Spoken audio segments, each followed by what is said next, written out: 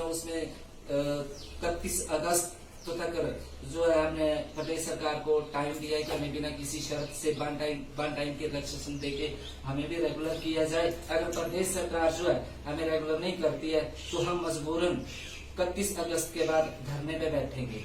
तो मैं प्रदेश सरकार से निवेदन करूंगा कि जिस तरीके से बाकी विभागों में 5 वर्ष व 1 वर्ष के 240 दिन पूर्ण करने पर रेगुलर किया जा रहा है, उसी नियमों के तहत हमें भी रेगुलर किया जाए करूंगा। लेकिन आयुर्वेद विभाग में 21 वर्ष की सेवा देने के उपरांत भी भाजपा सरकार ने आज दिन तक इनको नियुक्त करने के लिए कोई भी प्रावधान नहीं। आपकी जो सेवाएं है वो नियमित रूप से स्थायी है या अस्थायी है?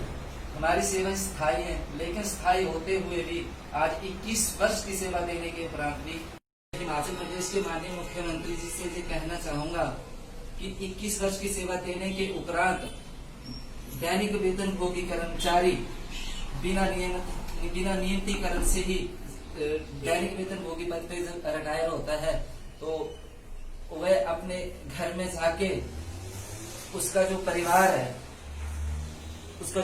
है उसके ऊपर कितनी समस्याओं का जो है वो पहाड़ टूट पड़ेगा।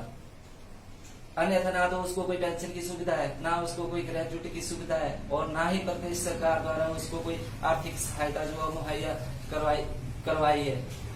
60 वर्ष की सेवा देने के उपरांत वह दैनिक वेतनभोगी कर्मचारी आने वाले कल में क्या करेगा? वो अपने बच्चों का पालन पोषण किस तरीके से करेगा?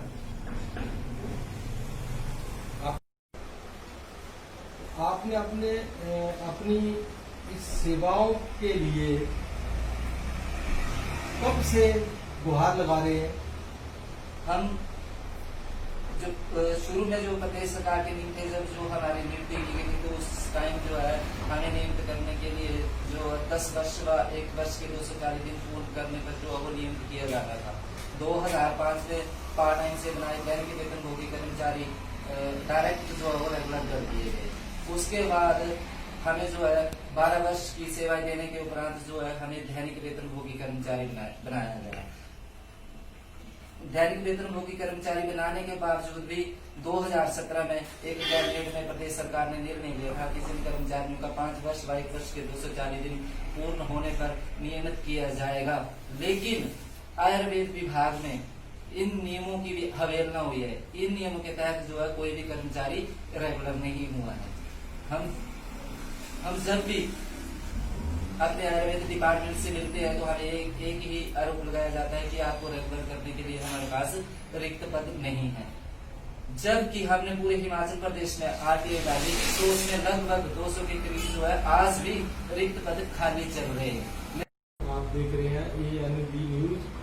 आज हम आपको दैनिक वेतनभोगी कर्मचारियों से मिलवाने जा रहे हैं और उनके साथ जो समस्याएं आ रही हैं उनके बारे में जानना चाहेंगे। तो हाँ जी, आप अपना नाम बताएंगे? सिद्धर सिंह कुमार। आप आयुर्वेदिक दैनिक भोगी कर्मचारी संघ के किस पद पे है ये बताएंगे आप? मैं प्रदेश अध्यक्ष के पद पे हूँ। आप कब से ये सेवाएं दे रहे हैं? हम आयुर्वेद विभाग में पार्ट टाइम की सेवा 2001 और 2000 में हमारे कर्मचारियों की नियुक्तियां की गई थी। उस समय भी जो भाजपा सरकार द्वारा ही हमारी नियुक्तियां की गई थी और उस टाइम की नियुक्तियां जो हमारी हुई थी उसके उपरांत हमें जो 2012 में दैनिक वेतनभोगी कर्मचारी बना दिया गया। जबकि अन्य विभागों में 8 वर्ष का कार्यकाल पूर्ण करने पर दैनिक वेतनभोगी कर्मचारी बनाया जाता है, लेकिन हमें 12 वर्ष से अधिक सेवाएं देने के उपरांत हमें जो दैनिक वेतनभोगी कर्मचारी बनाया गया। उसके उपरांत 8 वर्ष का कार्यकाल हमारा दैनिक वेतनभोगी का पूर्ण करने पर भी हमें जो आज दिन तक नियमित नहीं किया गया।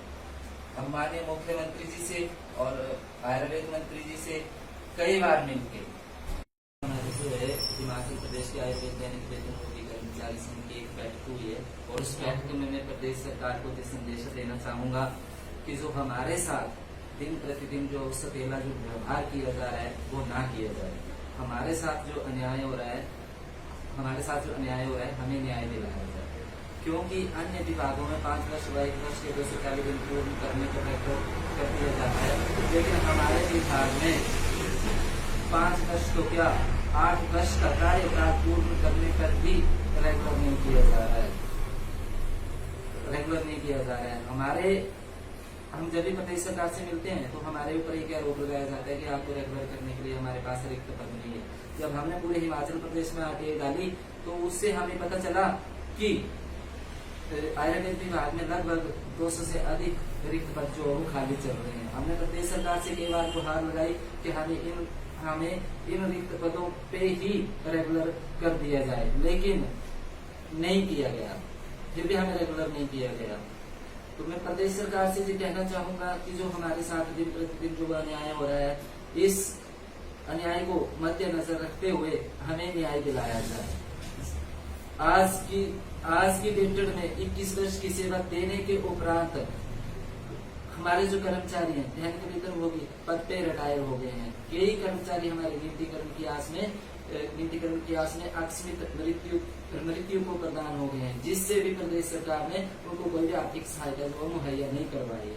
आज 21 वर्ष की सेवा देने के उपरांत बिना नियमित से हमारे जो दैनिक वेतनभोगी कर्मचारी हैं वो दैनिक वेतनभोगी पद पे रिटायर हो रहे हैं। जब हमारा कर्मचारी 60 वर्ष की आयु सीमा पार करने के उपरांत उसे रिटायर कर दिया जाता है, तो वो उसके जो परिवार है उसके ऊपर कठिनाइयों का जो है एक पहाड़ जो है वो टूट पड़ता है। ना तो उस कर्मचारी को कोई पेंशन की सुविधा है, ना उस कर्मचारी को ग्रेजुएट की सुविधा है, ना ही उस कर्मचारी को प्रदेश सरकार से कोई आर्थिक सुविधा है। मैं प्रदेश सरकार से निवेदन करूंगा कि हमें 31 अगस्त तक बिना किसी शर्त से हमें जो ओवर रेगुलर किया जाए। और मैं अपने डॉक्टर राजीव बिंदल जो कि हमारे आयुर्वेद मंत्री जी बने हैं, अपनी संघ से उनको भी बधाई देना चाहता हूँ कि वो इस विषय में जो और कड़े से कड़ा संज्ञान ले और हमारे कर्मचारियों के साथ जो अन्याय हो रहा है उन्हें न्याय दिलाया जाए। धन्यवाद। हमारे जो है हिमाचल प्रदेश के आयुर्वेद दैनिक वेतनभोगी कर्मचारी संघ की एक बैठक हुई है, और उस बैठक में मैं प्रदेश सरकार को ये संदेश देना चाहूँगा कि जो हमारे साथ दिन प्रतिदिन जो सतेला जो व्यवहार किया जा रहा है वो ना किया जाए। हमारे साथ जो अन्याय हो रहा है हमें न्याय दिलाया जाए। क्योंकि अन्य विभागों में 5 वर्ष व 1 वर्ष के 240 दिन पूर्ण करने पर रेगुलर कर दिया जाता है, लेकिन हमारे विभाग में 5 वर्ष तो क्या 8 वर्ष का कार्यकाल पूर्ण करने पर भी रेगुलर नहीं किया जा रहा है। हम जब भी प्रदेश सरकार से मिलते हैं तो हमारे ऊपर एक आरोप लगाया जाता है कि आपको रेगुलर करने के लिए हमारे पास रिक्त पद नहीं है।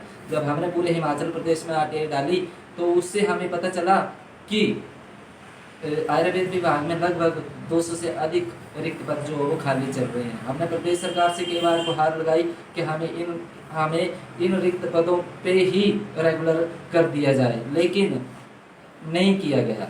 फिर भी हमें रेगुलर नहीं किया गया। तो मैं प्रदेश सरकार से ये कहना चाहूँगा कि जो हमारे साथ दिन प्रतिदिन जो अन्याय हो रहा है, इस अन्याय को मद्देनजर रखते हुए हमें न्याय दिलाया जाए। आज की डेटेड में 21 वर्ष की सेवा देने के उपरांत हमारे जो कर्मचारी हैं दैनिक वेतनभोगी पद पे रिटायर हो गए हैं। कई कर्मचारी हमारे नियुक्तिकरण की आस में आकस्मिक मृत्यु को प्रदान हो गए हैं, जिससे भी प्रदेश सरकार ने उनको कोई भी आर्थिक सहायता जो मुहैया नहीं करवाई है।